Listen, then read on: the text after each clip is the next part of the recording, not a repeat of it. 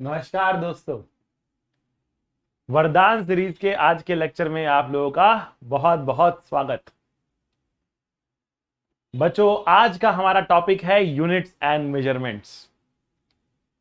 कुछ बच्चे कहेंगे सर आज बहुत सिंपल टॉपिक ले लिया।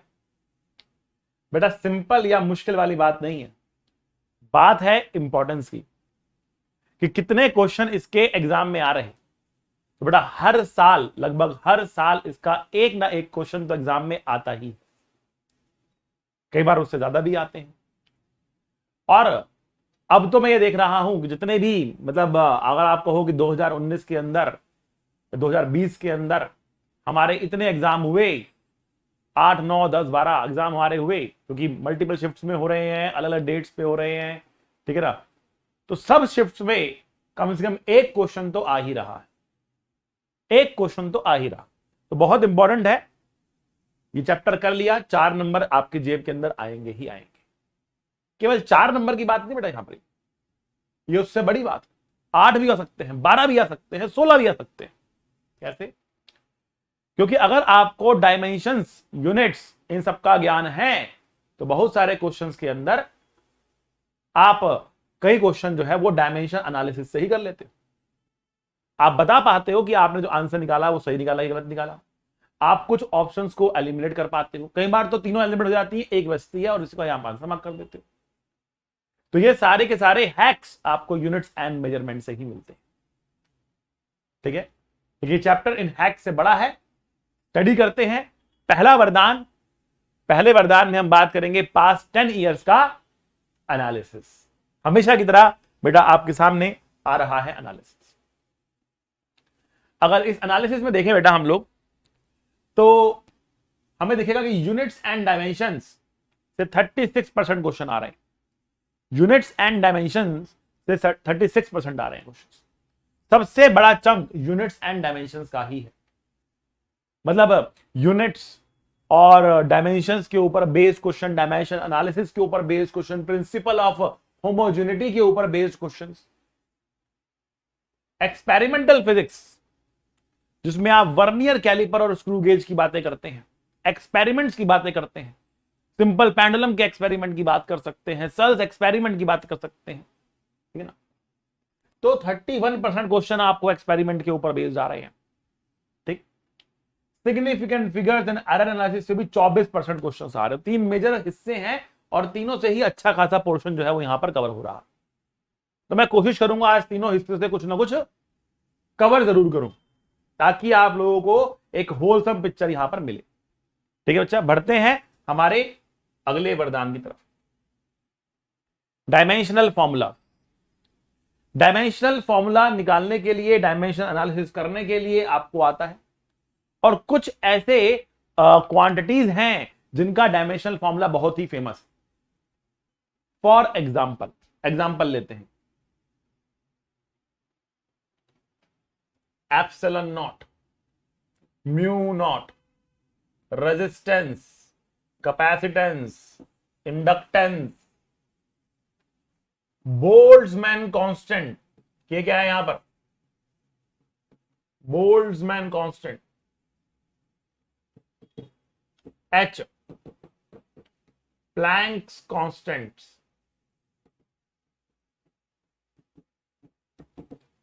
बेटा ये कुछ ऐसे हैं जिनके बहुत ही ज्यादा फेमस है, इनके ऊपर क्वेश्चंस आते रहे हैं। इसके अलावा सिंपल सा है कि जी भी आता है, ठीक है ना, एक ईटा भी आ सकता है।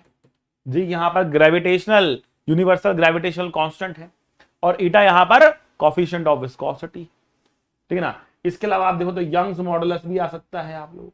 तो आने को तो बहुत कुछ आ सकता है, लेकिन ये कुछ चंद ऐसे हैं जो कि बहुत ही पॉपुलर।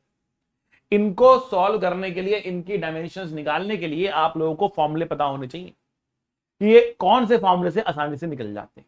जैसे कि अगर मैं बात करूं एप्सिलॉन नॉट की, तो बेटा एप्सिलॉन नॉट का तो सिंपल सा फॉर्मूला आप यही यूज कर सकते हो, that F is equals to 1/4 pi epsilon naught Q1 Q2 by R square. ये फॉर्मूला आपको पता है तो आप एप्सिलॉन नॉट का भी निकाल सकते हो। आप पुट करेंगे यहां पर, फोर्स होता है मास इंटू एक्सेलरेशन,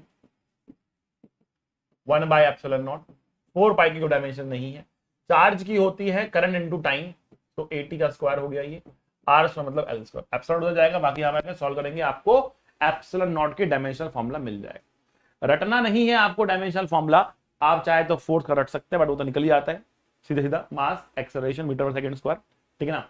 तो एप्सिलॉन नॉट का निकल गया, फॉर्मूला पता है तो बाकी चीजें निकालेंगे। तो मैं अब आपको यहाँ पर सारे फॉर्मूले बताने वाला हूँ, कौन से फॉर्मूले आपको यूज करने, ठीक है। तो अब म्यू नॉट के लिए कौन सा फॉर्मूला यूज करें जो आसानी से आपको आंसर सकता है। तो एक फॉर्मूला आता है बेटा, force per unit length between the two parallel current carrying wires, और उसका फॉर्मूला क्या होता है बेटा बताओ, mu naught I1 I2 by 2 pi D होता है। तो यहां से आप म्यू नॉट का आंसर फटाफट निकाल सकते हैं। इसके अलावा बेटा अगर आपको कहीं पर एप्सिलॉन नॉट पता है तो म्यू नॉट भी आप कैसे निकाल सकते हैं, आपके पास फॉर्मूला होता है C = 1 by root over mu naught into epsilon naught. ये फॉर्मूला भी मालूम होना चाहिए, डायमेंशन एनालिसिस के लिए फॉर्मूला मालूम होना चाहिए। अब रेजिस्टेंस का फॉर्मूला कैसे निकालें, रेजिस्टेंस किस फॉर्मूला निकालें भैया। तो रेजिस्टेंस निकालने के लिए सबसे सिंपल फॉर्मूला जो आपके लिए है बेटा, वो कौन सा फॉर्मूला है, that power is equals to I square into R। Power क्या है, पावर क्या है, पावर है वर्क अपॉन में टाइम। वर्क क्या है, वर्क है फोर्स इनटू डिस्टेंस। तो फोर्स पता है, डिस्टेंस पता है, तो पावर मालूम पड़ गया आपको। पावर मालूम पड़ गया, करंट तो एम्पेयर होता ही है, रेजिस्टेंस मालूम पड़ गया। बहुत सिंपल तरीके से आपका आंसर R का निकल जाएगा। R निकल गया तो C निकालना कितना आसान है, R निकल गया तो C निकालना आसान है, बिकॉज R इंटू C तो टाइम कांस्टेंट होता है, R into C time constant होता है। तो R मालूम है तो C भी मालूम चल गया। अब R तो है P अपॉन में I स्क्वायर, तो आप कह सकते हो C की वैल्यू हो जाएगी टाउ बाय R, और 1 बाय R की वैल्यू कितनी होगी हमारे पास, 1 by R equals to I square by P। तो टाइम, पावर एंड करंट, तो टाइम ही है, पावर आप निकाल सकते हो, फोर्स इनटू वेलोसिटी से भी निकाल सकते हो, और करंट तो एम्पियर है, सिंपली आपका C भी निकल जाएगा। अब L निकालना है अगर आपको, तो क्या करेंगे, तो आपको मालूम होना चाहिए L बाय R भी टाइम कांस्टेंट होता है, L बाय R भी टाइम होता है। R मालूम है तो L भी मालूम पड़ जाएगा, ठीक है ना। अगर ऐसे नहीं भी करना है तो और तरीके भी हैं, आप यूज कर सकते हो energy equals to half LI square भी यूज कर सकते हो, यहां से भी मिल जाएगा एनर्जी, और ये I मिल जाएगा आपको, ठीक है ना। सो निकालने के तो बहुत सारे तरीके हैं, कोई टेंशन वाली बात नहीं है, बट ये है कुछ कॉमन है जो कि आपको मालूम होना चाहिए। जैसे बोल्ट्जमैन कांस्टेंट आ गया। अब बोल्ट्जमैन कांस्टेंट क्या होता है भैया, बोल्ट्जमैन कांस्टेंट होता है R बाय NA। तो जो R का डायमेंशन होता है ना, वही K का डायमेंशन होता है। और R क्या होता है बेटा, PV इक्वल्स टू NRT लिखते हैं ना, PV इक्वल्स टू NRT लिखते हैं। R होता है PV by RT, P into V तो बेटा जूल्स होता है, जूल्स होता है। तो ये बेटा ये आपकी एनर्जी हो गई एक तरीके से, एनर्जी लिख दो इसको, आप इसको mgh भी मान सकते हो, हाफ mv स्क्वायर, एनर्जी होती है, जो मर्जी मान लो, ठीक है ना। R तो हमको वहां पे लेके जाना है ना, तो यहाँ पर NTI होगी, NTI, एन यहाँ पे नंबर ऑफ मूव्स, ठीक है ना, इनटू T। तो बोल्ट्जमैन कांस्टेंट यहां से निकल सकता है आसानी से, कोई दिक्कत वाली बात नहीं है। H प्लैंक्स कांस्टेंट, तो एनर्जी होती है H इंटू फ्रीक्वेंसी होता है 1 बाय टाइम पीरियड। तो एनर्जी इंटू टाइम हो गया H की वैल्यू, तो ये भी आराम से निकल सकता है। अब G तो पता ही है आपको, F क्या होता है, F होता है G m1 m2 bye R square, यहां से G निकल जाएगा। ईटा क्या होता है बेटा, ईटा के लिए आप सकते हो F is equal to 6 pi eta RV। Stokes law use कर सकते हो यहां पर इसके लिए, ठीक है ना। और यंग्स मॉडल से पता ही है आपको क्या होता है, स्ट्रेस अपॉन स्ट्रेन, स्ट्रेस क्या होता है फोर्स अपॉन में एरिया, स्ट्रेन डायमेंशनलेस होता है delta L by L, force upon area pressure वाला टर्म आपको मिल गया। बेटा ये कुछ है जो आपको मालूम होने चाहिए, घर में आराम से बैठ के तो सॉल्व करो, निकालो, एक बार आपके हाथ से निकल जाएगा, सारे फॉर्मूले आपको मिल जाएंगे, तो जल्दी जल्दी निकाल पाओगे। वरना एग्जाम में इसलिए निकाले, मैग्नेटिक फील्ड आ जाती है उसके फॉर्मूले में। तो अब मैग्नेटिक फील्ड का फॉर्मूला याद करते रहो, मैग्नेटिक फील्ड का फॉर्मूला क्या होता है, ठीक है ना, उसके अंदर कुछ और आ जाएगा, उसका फॉर्मूला निकालते रहो। तो बड़े सबसे सिंपल फॉर्मूले मैंने आपके सामने यहाँ पर लिख दिए हैं, इनका इस्तेमाल करोगे फटाफट मिल जाएगा, ठीक है। चलो अब क्वेश्चन देखते हैं, क्वेश्चन 11 जैसे Which of the following combination has the dimension of electrical resistance? किसका रेजिस्टेंस के बराबर डायमेंशन है, ठीक है ना। एप्सिलॉन म्यू आपको दे रखा है, ठीक है। अब बताना इनमें से किसका डायमेंशन जो है वो इलेक्ट्रिकल रेजिस्टेंस के बराबर होता है। तो रेजिस्टेंस मैंने क्या कहा, क्या होती है रेजिस्टेंस, पावर अपॉन में करंट का स्क्वायर। पावर होता है फोर्स, फोर्स क्या होता है बेटा MLT-2, ये फोर्स हो गया, इंटू वेलोसिटी, वेलोसिटी क्या होता है LT-1, तो फोर्स इंटू वेलोसिटी पावर हो गया, ठीक है ना। और का मतलब एम्पियर का स्क्वायर हो गया। सो रेजिस्टेंस की जो वैल्यू आ रही है यहां पर मुझे मिल रहा M L square T minus 3 a minus 2 ER। अब ऐसे ही आप एप्सिलॉन नॉट की वैल्यू निकालो, ऐसे ही आप म्यू नॉट की वैल्यू निकालो, डिवाइड करके देखो कौन सा आ रहा है कौन सा नहीं आ रहा है, ठीक है ना, सिंपल सी बात है। डिवाइड करके देखो कौन सा आ रहा है कौन सा नहीं आ रहा है। क्लियर हुई बात को, समझ में आई आपको बात, यस और नो? अच्छा जी, तो हमने कहा कि देखो एप्सिलॉन नॉट जो है वो आप निकाल सकते हो, कैसे निकाल सकते हो? Epsilon naught is 1/4 Q1 Q2 by R square, ऐसे लिखते हो ना आप। तो एप्सिलॉन नॉट के लिए आप कहते हो फोर्स मतलब MLT माइनस 2, चार्ज होगा करंट इनटू टाइम का स्क्वायर डिवाइड बाय L का स्क्वायर। सॉल्व करेंगे खट से आपको एप्सिलॉन नॉट की वैल्यू मिल जाएगी। तो यहां पर आपको मिल रहा m की पावर -1, L की पावर 3, T की पावर 4, A की पावर 2, ये आ रहा आपके पास एप्सिलॉन नॉट की वैल्यू। यहां पे m की पावर -1 आ रही है, लेकिन r में क्या आ रही है? 1 आ रही है। तो ये न्यूमरेटर में तो एटलीस्ट मुझे दिख नहीं रहा, बाकी म्यू नॉट की वैल्यू भी निकाल के देखना पड़ेगा, तभी बात समझ में आती है, तभी बात समझ में आती है, ठीक है ना। तो म्यू नॉट के लिए मैंने कहा इट इज फोर्स अपॉन में length equals to mu naught I1 I2 by 2πd। आप देख रहे हो हमें क्या करना पड़ रहा है इस क्वेश्चन करने के लिए? क्वेश्चन में दम नहीं है, क्वेश्चन तो सिंपल ही है, लेकिन प्रॉब्लम क्या हो रही है? हमें सारे के सारे डायमेंशन फॉर्मूला निकालने पड़ रहे हैं। क्वेश्चन ने हमें कहीं पर भी डायमेंशन फॉर्मूला दे नहीं रखा है, निकालने पड़ेंगे हमको, उसके लिए फॉर्मूला मालूम होना चाहिए ताकि फटाफट हम कर सके। तो हम कह रहे हैं एफ होता है MLT minus 2L into DBL होता है अपॉन में एम्पियर का स्क्वायर, ये म्यू नॉट की वैल्यू आ रही है, ठीक है ना। अब देखो यहां पर मुझे a की पावर -2 चाहिए, यहां पर मुझे a की पावर -2 चाहिए, ठीक है ना।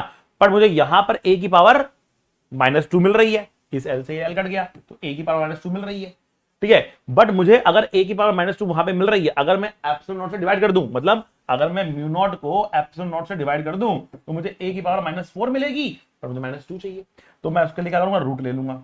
तो रूट लेने पर a की पावर तो -2 मैच हो गई, a की पावर -2 मैच हो गई। कोई और भी मैच करके देख लेते हैं, काम करते हैं m मैच करके देख लेते हैं। अगर m को मैच करें तो मैंने ऊपर रखा है म्यू नॉट, मतलब ऊपर रखा है m, नीचे रखा m की पावर -1, ऊपर जाकर क्या होगा? m की पावर 2, उसका रूट लेंगे m आ जाएगा। बहुत सही, बहुत सही, ठीक है ना बच्चों, आ रही बात समझ में आपको?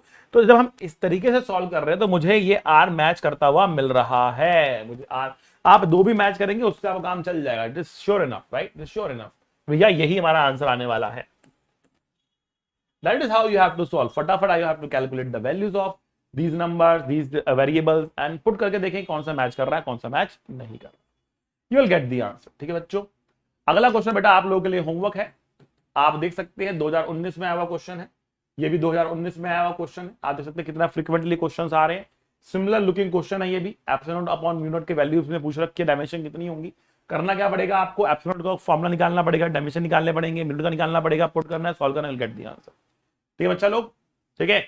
और आप यहां पर थोड़ी सी स्मार्टनेस ये दिखा सकते हो कि भैया देखो मुझे ना L तीनों में अलग अलग दिख रहा है, L तीनों में अलग अलग दिख रहा है। यहाँ पे L की पावर 3 है, यहाँ की L की पावर 3/2, यहाँ पे -1, यहाँ पे L की पावर -2। तो मैं बाकी सबको भूल जाऊंगा, केवल L की वैल्यू निकाल लूंगा, मैं इसमें केवल L की वैल्यू निकाल लूंगा, बाकी सबको भूल जाऊंगा। बाकी से मतलब क्या भैया? L चाहिए मुझे तो बस, L चारों में अलग है, किसी भी से भी L मैच किया वही आंसर होगा। तो मैं क्यों निकालूं A कितना आ रहा है, मैं क्यों निकालूं T कितना आ रहा है, मैं क्यों निकालूं M कितना आ रहा है, मैं तो खाली L को निकाल कर अपना आंसर दे दूंगा ना। आ रही है समझ में? This is the street smartness that you can use, ठीक है ना। थोड़ा सा अगर आप जागरूक रहेंगे ना तो क्वेश्चन सिंपल हो जाएंगे, थोड़ा सा जागरूक रहने की जरूरत है, ठीक है ना। ऐसे स्ट्रीट हैक्स लगाने की जरूरत है, ठीक है ना। जहां पर भी आपने देखा अरे चारों अलग आ रहे तो यही निकाल लेगा, ये निकाल ले, काम बन जाएगा, ठीक है बच्चों। आ रही है समझ में? ठीक है, तो ये होमवर्क है बेटा, करना है, कमेंट बॉक्स में अपने आंसर को मेंशन करना है, ठीक है। आज कुछ एक्स्ट्रा वरदान आपके लिए लेकर आया हूं, इससे थोड़ा सा हम आगे बढ़ रहे हैं, ठीक है। चलो, सो रिलेशन बिटवीन क्वांटिटीज, कौन सी क्वांटिटी? डिफरेंट फिजिकल क्वांटिटीज, ठीक है। हमको कुछ नोन क्वांटिटीज मिलेंगी, कुछ अननोन क्वांटिटीज मिलेंगी, और अननोन क्वांटिटीज के बीच में रिलेशन निकालने के लिए आएगा भैया इनके बीच में क्या रिलेशन है बता दो। क्वेश्चन जैसे आएंगे दिखाएंगे, बट तरीका क्या करने का? तरीका है principal of homogeneity, principal of homogeneity. अरे भैया ये क्या होता है प्रिंसिपल ऑफ होमोजेनिटी? ये क्या होता है सर जी? अरे बहुत सिंपल सी बात है। अगर मैं आपसे कहूं कि भैया 5 किलोग्राम और 10 मीटर में कौन बड़ा है, कमेंट करके बताओ। 5 किलोग्राम 10 मीटर में से कौन बड़ा है, कमेंट करके बताओ फटाफट, जल्दी से बताओ। 5 किलोग्राम है और एक तरफ 10 मीटर है, कौन बड़ा कौन छोटा, जल्दी से बताओ, बड़ा जल्दी से बताओ कौन बड़ा है। तो आप बोलोगे कि sir we can not compare, we can not compare, 5 kilogram तो मास है, 10 मीटर तो लेंथ है, we can not compare. So according to principle of homogeneity, only those quantities which have same dimensions, only those quantities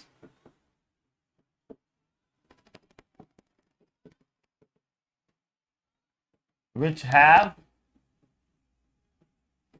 same dimensions can be added, subtracted, compared और equated. Add की जा सकती है, subtract, जैसे मैं बोलूं 5 kilogram और 10 metre को जोड़ो कितना आएगा, जोड़ सकते हो क्या, मास को लेंथ में जोड़ सकते हो क्या, नहीं जोड़ सकते ना। आप 5 किलोग्राम को 10 मीटर में जोड़ नहीं सकते, कोई सेंस नहीं बनता उसका। हाँ, मल्टीप्लाई कर सकते हो, डिवाइड कर सकते हो, लेकिन ऐड नहीं कर सकते, सब्ट्रैक्ट नहीं कर सकते, इक्वेट नहीं कर सकते, कंपेयर नहीं कर सकते। ठीक है, अगर वो हो रहे हैं they must have the same dimensions, ये मतलब होता है। चलो अब इसके ऊपर बेस क्वेश्चन कैसे आएंगे आपके सामने आ चुका, ठीक है ना। तो वरदान नंबर 3 पे क्वेश्चन आपके सामने आ चुका, होमवर्क भी आया, डोंट वरी। क्वेश्चन कह रहा है कि in the form of G, universal gravitational constant, Planck constant h and speed of light c, time period will be proportional to. तो कह रहा है टाइम पीरियड जो है, टाइम पीरियड जो है वो कुछ डिपेंड करने वाला है किस पर, g की पावर a पर, h की पावर b पर और c की पावर c पर, ऐसा कुछ डिपेंड करने वाला है। आ रही बात समझ में आपको। तो ये ए बी सी क्या है, ए कितनी पावर होगी, बी कितनी पावर होगी, सी कितनी पावर होगी, ये आपको बताना है। तो क्या करोगे आप, कैसे निकालोगे इसको। तो सबसे पहले आपको जी, एच और सी का डायमेंशनल फॉर्मूला चाहिए। तो जी का डायमेंशनल फॉर्मूला कितना होगा, तो ये होगा भैया force into R square by M square, है ना भाई। तो फोर्स क्या होता है, फोर्स होता है M L T minus two L square by M square. तो कितना हुआ बेटा, ये हो गया एम की पावर -1 एल 3 टी की पावर -2, ये आ गया। ओके सर, अब एच की बात करते हैं भैया। एच क्या होता है, एच होता है energy into time, because frequency की बात करें तो फ्रीक्वेंसी 1 E/F हो जाएगी, ठीक है ना। E/F हो जाएगा यहाँ पर एच के बराबर। एनर्जी क्या होता है भैया, एनर्जी क्या होता है, एनर्जी सेम एज वर्क, क्योंकि दोनों की जरूर होती है, and work is force into time. तो फोर्स होता है M L T minus two, time हो गया टी, और एक और टाइम हमारे पास है तो टी स्क्वायर हो गया। ये टी स्क्वायर से कटता हुआ दिख रहा है मुझे दिख रहा है एम इंटू एल दिख रहा है मुझे। आ रही बात समझ में आपको, एम इंटू एल दिख रहा है, टाइम तो कट गया यहाँ से। हम कह रहे हैं कि देखो भैया ये क्या है, M L T minus two, ये तो फोर्स है, फोर्स को डिस्टेंस से मल्टीप्लाई करना था, मैंने गलती से टाइम से मल्टीप्लाई कर दिया, कुछ गलती मेरी रही यहाँ पर, दोबारा से करते हैं इसको। देखो बड़ा हमने बोला एनर्जी है M L T minus two, energy है M L T minus two, और फोर्स को जब डिस्टेंस से मल्टीप्लाई करते हैं तो बनती है, क्या बनता है, वर्क, वर्क होती है एनर्जी। तो force into distance is the work, that is equal to energy, और टाइम से और मल्टीप्लाई करना है, ठीक है। तो हमारे पास फॉर्मूला बच गया क्या, M L square T minus one, M L square T minus one is H, M L square T minus one is H, ठीक है ना। अब कह रहा है सी, सी क्या भैया, सी क्या है हम देख लेते हैं। सी होता है क्या, मीटर पर second, L T minus one, L T minus one ये होता है, ठीक है ना। एक में m की पावर -1 आ रही, एक में m की पावर 1 आ रही। तो देखो हमें क्या करना है, हमें m की पावर 0 करना है, हमें l की पावर 0 करना है, और हमें t की पावर 1 करना है, हमें ये करना है। या तो आप हिडन ट्रायल लगा के भी कर सकते हो, ऑप्शन दिख रही है आपको, हिडन ट्रायल लगा कर लो। एक तरीका तो आपके पास ये हिडन ट्रायल का, और दूसरा तरीका क्या है आपके पास, दूसरा तरीका क्या है, आपको m को 0 करना है, दूसरा तरीका क्या है आपके पास, आप प्रॉपरली इसमें पुट करके सॉल्व करें क्वेश्चन बनाकर। मैं आपको प्रॉपर मेथड भी समझा देता हूँ, और उसके बाद फिर जो है मैं आपको क्या नाम है जो हैक है उसके जरिए भी दिखा देता हूँ क्या कर सकते हैं। प्रॉपर तरीका क्या है, प्रॉपर तरीका क्या है कि t की power 1 is equal to dimensionally बात कर रहे हैं, g क्या होता है, m की पावर -1 l3 t माइनस 2 की पावर a, h क्या है, m l square t minus 1 की पावर b, और लास्ट में क्या है, l t माइनस 1 की पावर c।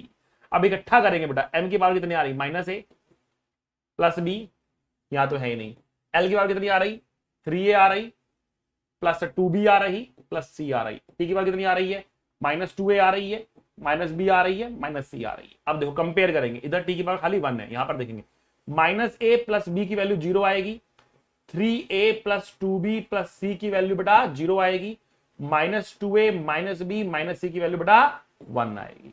इनको सॉल्व करेंगे and we will get our answer, इनको सॉल्व करेंगे and will get our answer. a and b तो मुझे बराबर आता हुआ दिख रहा, a एंड b तो बराबर आता हुआ दिख रहा, a एंड b बराबर है, a एंड b बराबर है, इसका मतलब क्या हुआ आंसर में, देखो a एंड b बराबर किस किस में है, इसमें बराबर है, इसमें बराबर है, इसमें बराबर है, इसमें बराबर नहीं, तो बी तो गलत ही हो गया, बी तो है, हटा दो भैया, बी तो गलत हो गया। अच्छा जी, अगर ए एंड बी बराबर आ रहा, इसमें अगर मैं पुट करता हूं तो बेटा ये आ रहा 5a equal to C, 5a equal to C. तो जो भी ए है उसका 5 गुना सी है, जो भी ए है उसका 5 गुना सी है। तो कहीं ना कहीं पावर 5 में आती हुई दिख रही है, पावर 5 में आती हुई दिख रही है, सी के ऊपर पावर 5 में आती हुई दिख रही है। और इसका मतलब ये भी गलत हो गया और ये भी गलत हो गया, यही आंसर आएगा, यही आंसर आएगा। इसके आगे आप चाहो तो सॉल्व कर सकते हो, आप पुट करके exact value of A B and C निकाल सकते हो। You will get the exact value of A as 1/2, B as 1/2, C as -5/2, C as -5/2 की वैल्यू आपको मिल जाएगी। आ रही बात समझ में आपको? ठीक है, नहीं तो हमने सीधा यहाँ पर हैक्स लगा लिए, ठीक है कि भैया ये है तो उसके बाद ये मैच कर लिए। आपको इतना भी करने की जरूरत नहीं है, आपने एक बार डायमेंशन निकाली ना, तो डायमेंशन निकालने के बाद भी आप चेक कर सकते हो, ठीक है ना। हालांकि कभी कभी वो आसान होता है, कभी मुश्किल हो जाता है, बट आप चेक कर सकते हो। जैसे कि अगर आपने यहाँ पर आपको क्या चाहिए, m की पावर 0 करनी है, तो m की पावर 0 करने का एक ही तरीका है, ये दोनों मल्टीप्लाई कर दो, तभी तो m की पावर 0 होगी। पर जैसे ही मल्टीप्लाई किया ना, l की पावर 5 हो गई, जैसे मल्टीप्लाई किया l की पावर क्या हो गई बेटा, 5 हो गई। अब l की पावर 5 है, तो l की पावर 5 काटने के लिए आपको c की पावर 5 करके डिवाइड करना पड़ेगा उसको। तो भैया ये दोनों मल्टीप्लिकेशन में होंगे, इसकी पावर 5 डिवीजन में होगी। अब ये न्यूमरेटर में है कि वो न्यूमरेटर में, देखना वो टी से आपका फैसला हो जाएगा। ठीक है, अगर आपने इसको न्यूमरेटर में रख दिया तो भैया यहाँ पर 3, यहाँ पर 5, ऊपर जाके 2, बिल्कुल ठीक है, ये न्यूमरेटर में आ गया, न्यूमरेटर में आ गया, आपका आंसर आ गया। आपको ये भी करने की जरूरत नहीं है, अगर आप थोड़े से स्मार्टली प्ले करते हैं तो। अगर आप स्मार्टली प्ले करते हैं, भैया एम हटाना है तो मल्टीप्लीकेशन होगा तभी हटेगा, लेकिन मल्टीप्लीकेशन होता है ये 5 बना तो उसको 5 से डिवाइड करना पड़ेगा, इसकी पावर 5 से डिवाइड करना पड़ेगा, तो GH अपॉन में C की पावर 5 आ गया, वहीं से आ रहा है आपका। बाकी टी से आप डिसीजन ले सकते हो कि न्यूमरेटर कौन डिनोमिनेटर कौन। तो ये करने की जरूरत नहीं पड़ी, बट ये क्या है, ये मेथड है, ये तरीका है, जितना मर्जी जो ये स्ट्रीट हैक्स होते हैं ना, वो कहीं के लग जाते हैं। और एग्जाम टाइम में टेम्परामेंट जो होता है ना, वो ऐसा स्ट्रीट हैक्स लगाना नॉर्मली होता नहीं है। वो बहुत ही, वो बच्चा जो सधा हुआ बच्चा है, जिसने वास्तव में तपस्या करी है, जो वास्तव में अपने इनर शांति को प्राप्त कर चुका है, वही बच्चा वहां पर जाकर स्ट्रीट हैक्स लगा पाता है। जो बच्चा नॉर्मल जो है कम पढ़ के गया है ना, वो तो वहां पर घबरा जाता है, उसके दिमाग में हैक्स नहीं आते हैं। ठीक है, तो भैया लगा रहता है, लगा रहता है, लगा रहता है, तो उसके दिमाग में यही आता है। बट ये भी कोई बुरा तरीका नहीं बेटा, दैट्स द करेक्ट मेथड। इससे भी आप करते हो, थोड़ी सी कैलकुलेशन स्लो हो सकती है आप लोग करने की, टाइम लग सकता है, बट आंसर सही निकलेगा यहां से भी। ठीक है बच्चों, चलो ये आपका होमवर्क है बेटा, इसको आपको होमवर्क में करना है। वैसा सही क्वेश्चन है, सरफेस टेंशन आपको दे रखा, मूवमेंट रेशियो दे रखा, प्लैंक्स कांस्टेंट आपको दे रखा है। सरफेस टेंशन में बता दूं आपको, सरफेस टेंशन होता है फोर्स अपॉन में length, and movement of inertia होता है ml² के प्रोपोर्शनल। ठीक है ना, प्लैंक्स कांस्टेंट बता दिया मैंने आपको। ठीक है, तो लीनियर मोमेंटम बताना है आपको, तो आप लिखेंगे linear momentum is equals to, is proportional to surface tension की power a, movement of inertia की पावर b, प्लैंक्स कांस्टेंट की पावर c। सॉल्व करेंगे, you will get the answer, solve करेंगे, you will get the answer. a b and c की वैल्यू निकालेंगे, match करेंगे, you will get the answer. ठीक है बच्चा लोग, समझ गए बात आप लोग? हैक लगा करोगे, कैसे करोगे आपको अब ट्राई करना है इस क्वेश्चन को, और कमेंट में अपने आंसर को बता देना है। कमेंट में अपने आंसर को लिखते रहिए, मजा आ रहा तो ठोको ताली, बढ़ते हैं आगे। चलो भैया चला जाए आगे। अगला है percentage error in simple pendulum. तो देखो परसेंटेज एरर के ऊपर बहुत क्वेश्चन आते हैं, और उसमें भी सबसे फेवरेट जो क्वेश्चन है उसका एग्जामिनर का, वो है सिंपल पेंडुलम के ऊपर बेस्ड। तो सिंपल पेंडुलम का फॉर्मूला याद रखें, टाइम पीरियड होता है 2π√L/g। अगर परसेंटेज एरर इन टी पूछेगा तो आप लिखोगे 1/2 percentage error in L plus percentage error in G. अगर वो परसेंटेज एरर इन जी पूछेगा आपको, तो जी को लिखना पड़ेगा आपको, जी इज इक्वल्स टू L/T² के प्रोपोर्शनल है। मतलब परसेंटेज एरर इन जी लिखोगे आप percentage error in L minus 2 times percentage error in T. अब आप कहोगे सर देखो यहां से निकाल रहे तो अलग सा कुछ आ रहा, यहां से निकाल रहे तो अलग सा कुछ आ रहा, सर ये यूज करें कि ये यूज करें? आपको ये यूज करना है, आपको ये यूज करना है। ठीक है ना, क्योंकि अगर आप ये यूज कर रहे हो तो उसका मतलब क्या है कि आपने जी निकाला है, आपने जी निकाला है और टाइम पीरियड निकालने की कोशिश कर रहे हो, आप टाइम पीरियड निकालने की कोशिश कर रहे हो, तो आपके पास जी में परसेंटेज एरर होना चाहिए। लेकिन अगर आप जी ही निकाल रहे हो उस तरीके से ना, तो आप ये लिखोगे एल लिखोगे T² लिखोगे और फिर सॉल्व करोगे, तो यहाँ पे प्लस आएगा, सॉरी बेटा प्लस आएगा, नेगेटिव लेना प्लस लेना आपको। ठीक है, तो आप ध्यान रखें कि अगर आपको परसेंटेज जी पूछेंगे ना, तो आप ये करके इसको वहां पर लेकर नहीं जाओगे। That means you will not write that percentage error in G is equals to percentage error in T minus half percentage error in L. That would be wrong, even if plus putting a plus here is also wrong. is also wrong. You have to write in this manner. You said percentage error in L plus 2 times percentage error in T. ऐसे लिखकर आपको आपका answer मिलेगा, ये बात को समझना है आपको, ऐसे लिखकर आपको आपका आंसर मिलता है। समझे बच्चा? चलें आगे। चलो भैया क्वेश्चन देखते हैं। क्वेश्चन आपके सामने आ चुका। क्वेश्चन बेटा आप लोगों के सामने आ चुका। क्वेश्चन कह रहा है a simple pendulum experiment for determination of acceleration due to gravity, मतलब जी को निकालने की कोशिश की जा रही है। जी को निकालने की कोशिश की जा रही है। जी क्या लिखा जाएगा बेटा आपके पास? G is proportional to L by T, इसको लिखा जाएगा, एल बाई टी इसको लिखा जाएगा, ठीक है ना। अच्छा जी, time taken for 20 oscillation is measured by the using a watch of one, मतलब 20 टी का जो मेजरमेंट होगा उसमें 1 सेकंड का लीस्ट काउंट है। The mean value of time taken is 30 seconds, 30 second और प्लस माइनस 30 सेकंड्स। बेटा ये क्या है? ये 20 सेकंड 20 ऑसिलेशंस का टाइम पीरियड है, ठीक है, टाइम है।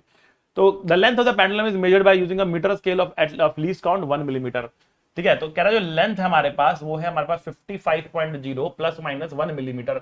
ये सेंटीमीटर में है, ये मिलीमीटर में है। मिलीमीटर को सेंटीमीटर में काउंट करेंगे 0.1 सेंटीमीटर हो जाएगा। ध्यान रखना, डायमेंशंस पे नजर रखो बेटा, यूनिट्स पे नजर रखो। यहां पर मिलीमीटर दे रखा है, यहां पर सेंटीमीटर दे रखा है, तो भैया फर्क पड़ गया ना। सेंटीमीटर है, ये मिलीमीटर है, तो उसको कन्वर्ट करेंगे मिलीमीटर को सेंटीमीटर में, तो क्या आएगा बेटा? 0.1 सेंटीमीटर आएगा ना बेटा।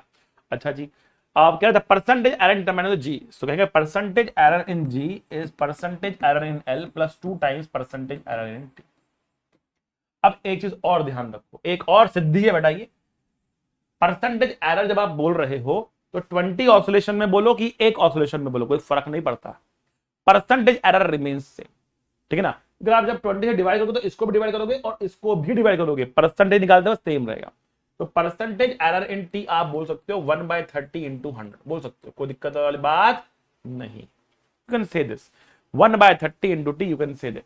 आप नहीं बोलोगे सर 20 के लिए था 1 के तो निकालो, नहीं नहीं नहीं बेटा, ये 1 के लिए भी वही आएगा, 20 के लिए वही आएगा, क्योंकि यहां पे 20 डिवाइड करोगे, यहां पे 20 डिवाइड करोगे, तो 1/20 30/20 20 तो कटिए ना। तो percentage error will remain same, कोई दिक्कत वाली बात नहीं होनी चाहिए। तो परसेंटेज टी विल बी 100/30 या 10/3%, 10/3%, दैट इज परसेंटेज 10/3%। आ रही बात समझ में आपको? अच्छा जी, परसेंटेज एल की बात कर लो। परसेंटेज एल क्या होगा भैया? परसेंटेज एल कितना होगा? Percentage L will be 0.1 divide by 55 into 100, ये होगा भैया। तो ये कितना? 10/55 आ रहा, 10/55 आ रहा, तो बहुत छोटा आ गया, 10/55 आ रहा। क्लियर बेटा? ओके, अब ये कह रहा परसेंटेज जी, तो percentage G is percentage L, मतलब 10/55 plus 2 times percentage T, that is 10/3, ठीक है। तो यहां पर अगर मैं देखूं तो ये 20/3 है, 20/3 कितना होता है? 6 पॉइंट समथिंग, तो 6 पॉइंट समथिंग, 6 पॉइंट समथिंग, तो 6.8 के आसपास ही हमारा आंसर आ रहा है, कोई और ऑप्शन है नहीं, तो बहुत छोटा है, पॉइंट समथिंग रहेगा। इसको मैं 0.2 ले लूं मैक्सिमम टू मैक्सिमम, 6.6 प्लस 0.2 6.8 आपको आंसर मिल रहा है, आपको दिक्कत वाली बात। That is how we do the question. ये आपको ध्यान रखना है, ट्रैप्स में फंसना नहीं है। 20 ऑसिलेशन का ट्रैप था यहाँ पर, कोई फर्क नहीं पड़ने वाला उससे, उसको भूल जाओ। दूसरा ट्रैप था कि जी पूछ लिया उसने, टी नहीं पूछा है, तो आप पहले फॉर्मूले को इस फॉर्म में लिखोगे, फिर परसेंटेज जी निकाल के अपने आंसर को निकाल दोगे। बेटा होमवर्क है आप लोगों के लिए, सिमिलर टाइप का क्वेश्चन है, ऑसिलेशन के ऊपर ही बेस्ड है, ठीक है ना। इसको करना आप, और अपने आंसर को बेटा कमेंट बॉक्स पर लिख के बताना, सर मेरा आंसर ये आ रहा, मेरा आंसर ये आ रहा, ठीक है बच्चों। 2015 में आया था बेटा ये वाला क्वेश्चन, ये 2019 में आया था क्वेश्चन। लेटेस्ट ही बहुत सारे क्वेश्चन आ रहे हैं, आपके सामने ही है बेटा। चलो अब आते हैं बेटा वरदान नंबर 5 पे। वरदान number 5 is on based on the screw gauge. ये स्क्रू गेज बेटा जिस बच्चों ने नहीं देखा है आप इसको अच्छे से देख लो, बहुत छोटे ऑब्जेक्ट्स को मेजर करने के काम आता है, ठीक है ना। अब यहां पर ना बेटा होता क्या, यहां पर ना 2 स्केल होते हैं, यहां पर ना 2 स्केल होते हैं। एक स्केल होता है बेटा यहां पर आपका ये वाला, बेटा ये हमारा मेन स्केल होता है, और ये हमारा सर्कुलर स्केल होता है। अब यहां पर एक टर्म आती है इसको बोलते हैं लीस्ट काउंट। तो क्या होता है लीस्ट काउंट बेटा? लीस्ट काउंट होता है minimum measurement that we can measure accurately. Least count define किया जाता है बेटा आपका पिच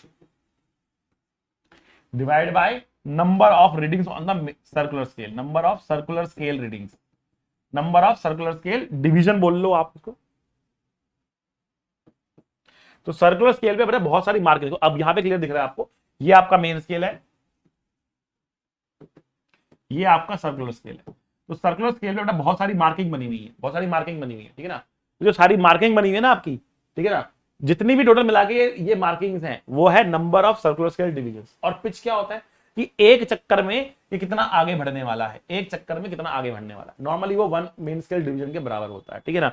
तो बेटा ये आपका लीस्ट काउंट का फॉर्मूला हो जाता है, लीस्ट काउंट का फॉर्मूला हो जाता है।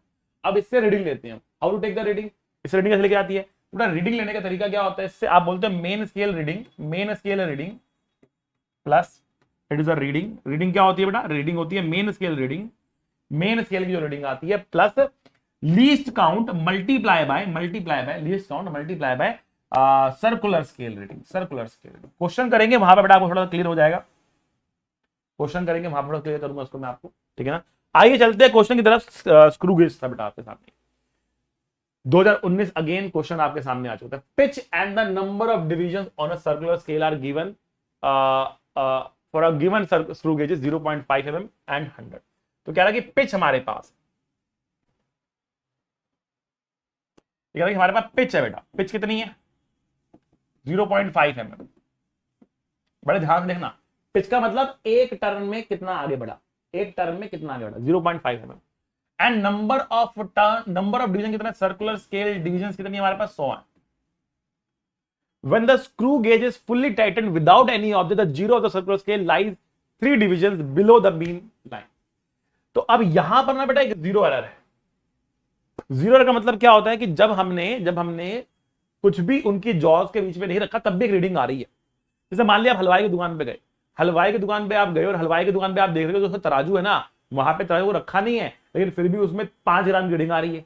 आप अच्छा ऐसे, मतलब कुछ रखा नहीं है लेकिन फिर भी रीडिंग दे रहा है 5 ग्राम की। तो आपको क्या, अच्छा हमें बुल्लू बना रहे हो, इसमें एक जीरो एरर है, ये 5 ग्राम एक्स्ट्रा रीडिंग दे रहा है। तो अगर आपको 100 ग्राम जलेबी चाहिए तो आप हलवाई को बोलोगे 105 ग्राम तौल कर देना, 5 ग्राम फालतू दिखा रहा है काटा आपका, 105 ग्राम तौल कर देना। हम ऐसा लेंगे नहीं, हम बेवकूफ नहीं बनने वाले, 5 ग्राम का जलेबी हम छोड़ेंगे नहीं अपना, चाहे चाशनी आए उसके अंदर। समझे बात को। तो कहने का एक जीरो एरर होता है, बट उसको हम निपटा सकते हैं कैसे, हम वो कैलकुलेट कर लेंगे, उसको माइनस कर देंगे, एकदम बात, ठीक है ना। तो अब ये कह रहा है कि 3 division below the mean line है आपके पास, ठीक है, 3 डिवीजन नीचे आ रहा। अब 3 डिवीजन नीचे का मतलब क्या हुआ, भैया वो प्रॉपर पूरा बंद नहीं हुआ, प्रॉपर पूरा बंद नहीं हो रहा, 3 डिवीजन नीचे आ रही है, 3 division below the mean line, ठीक है ना, 3 division below the mean line, ठीक है। आई बात समझ में आपको, आगे बढ़ते हैं कि the readings of the main scale and the circular scale for thin sheet are 5.5 mm and 48 respectively। the readings of the main scale की reading, ठीक है ना, and the circular scale for a thin sheet are this and this, ठीक है ना। तो अब कह रहा है कि जो मेन स्केल की रीडिंग है, मेन स्केल की रीडिंग है वो है आपकी 5.5, ठीक है भैया। एंड जो आपकी सर्कुलर स्केल की रीडिंग है, सर्कुलर स्केल की रीडिंग है वो है 48। तो अब आपको जो रीडिंग लेनी है तो आपकी रीडिंग क्या लिखी जाती है बेटा, तो रीडिंग लिखी जाती है आपकी रीडिंग बराबर क्या लिखी जाती है आपकी रीडिंग बराबर मेन स्केल रीडिंग। भैया जो मेन स्केल रीडिंग है तो लिखना पड़ेगा आपको, ठीक है ना, plus least count into circular scale reading minus zero error. ओहो, अब ये एक एक्स्ट्रा टर्म आ गई कि हमें जीरो एरर को भी यहां पर करना पड़ेगा माइनस, घटाना पड़ेगा हमें जीरो एरर को भी, ठीक है ना। तो अब इसमें हम सॉल्व करते हैं सबसे पहले लीस्ट काउंट को। लीस्ट काउंट की जो वैल्यू होगी बेटा वो कितनी होगी, देखो लीस्ट काउंट की जो वैल्यू यहां पर आएगी बेटा वो कितनी आएगी, least count will be equal to pitch upon में सर्कुलर स्केल डिवीजन। पिच हमारे पास है 0.5 mm, 100 से डिवाइड करेंगे बेटा इसको हम लोग, कितना आएगा 0.005 mm आ जाएगा, ये हमारा लीस्ट काउंट हो गया, ठीक है। अब दूसरी जो हम कैलकुलेट करते हैं जीरो एरर को, तो बेटा जीरो एरर कितना होगा, zero error is the reading, zero error is the reading when nothing is placed, when nothing is placed then the reading is 3 divisions on the circular scale, 3 division नीचे आ रहा है बस आपको। तो आप देखो दिखेगा मेन स्केल रीडिंग आप 0 बोलेंगे प्लस 3, मेन स्केल को 0 है ही नहीं, ठीक है ना, 0 कौन सा करना चाहिए, थोड़ा सा उसके आगे पीछे होगा ना, तो 0 आ गया, 0 plus 3 into 3 into least count, and what is the least count 0.5 divide by 100। कैसे निकाला जीरो एरर, मैं फिर से बताता हूं। Zero error is nothing but the reading when nothing is placed then the main scale reading is 0, ठीक है। Main scale reading आपने ले ली, जीरो ले ली लेकिन प्लस प्लस कितना, प्लस आगे कितना, तीन डिवीजन दिख रही है, तो circular scale division multiply by least count, that is how we write circular scale reading multiply by least count into main scale reading. So main scale reading here is 0 and least count is this 0.005 and circular scale reading is 3. So when we multiply it, we'll get 1.5 divided by 100 here. 1.5 divided by 100 here, right? So now let's find out the reading.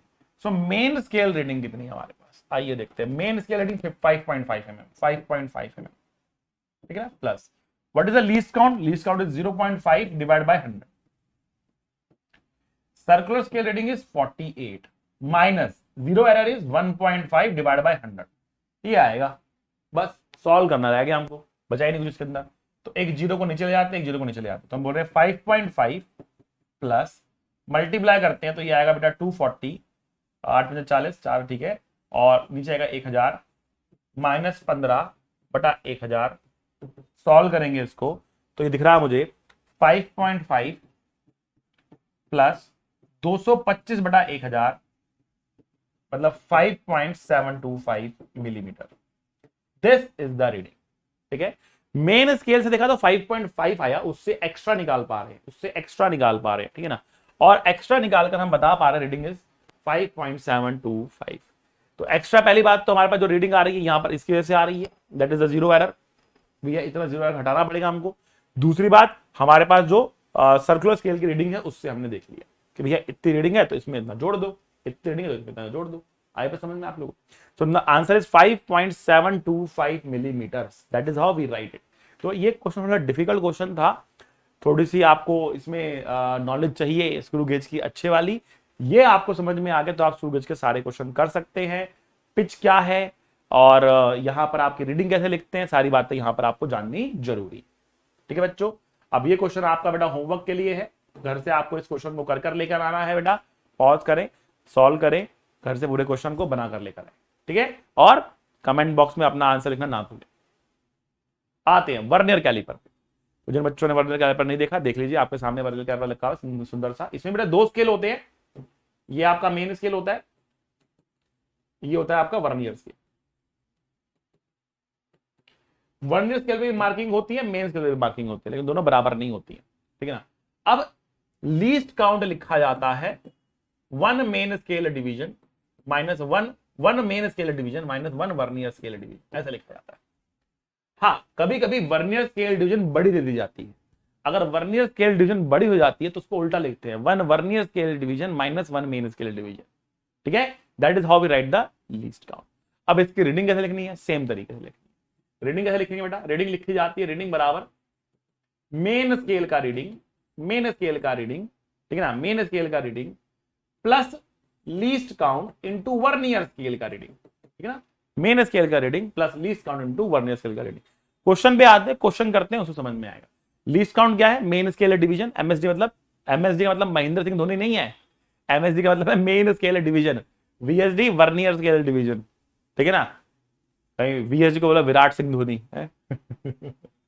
चलो अब देखो question आ गया आपके सामने, 2010 का question लेकर आए आपके सामने कि भैया वर्नियर कैलिपर है 1 मिलीमीटर मार्क, ठीक है ना, ऑन द मेन स्केल, मतलब 1 एमएसडी आपको दे रखा है 1 mm.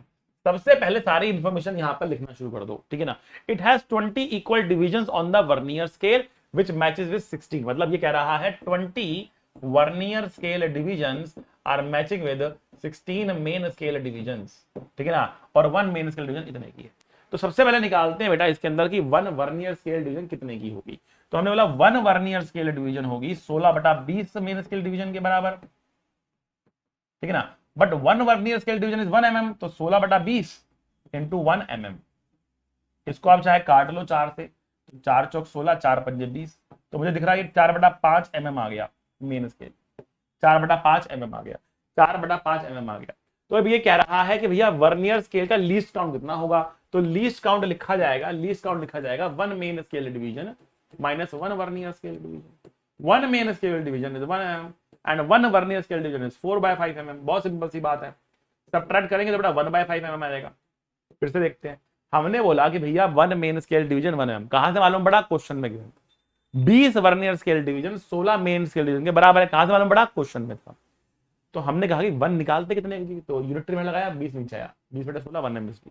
1 MSD इज 1 mm, यहाँ पे 1 mm से मल्टीप्लाई करा, इतना 4/5 1 MSD 1 VSD आ गया। क्लियर, दोनों को माइनस किया, लीस्ट काउंट आ गया। 1/5 मतलब 0.2 mm, ये हमारा लीस्ट काउंट आ गया। हमारा आंसर 4 नंबर जेब के अंदर आते हुए। मजा आया तो थोक डाली, समझ में आया तो थोक डाली।